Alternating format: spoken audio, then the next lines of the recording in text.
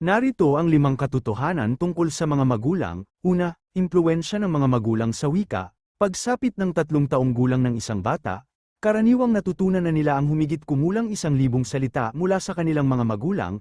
Ang maagang pakikipag-ugnayan, tulad ng pakikipag-usap, pagbabasa, at pagkanta sa mga sanggol, ay mahalaga para sa pag-unlad ng wika. Pangalawa, pagkawala ng tulog ng mga bagong magulang. Ang mga bagong magulang ay nawawala ng tinatayang 44 na araw ng tulog sa unang taon ng buhay ng kanilang anak. Ang pagpapakain sa gabi, pagpapalit ng lampin, at pangkalahatang pag-aalala ay nagiging sanhi ng hindi pagkakaroon ng sapat na tulog ng maraming magulang. Pangatlo, gastos ng pagpapalaki ng isang bata.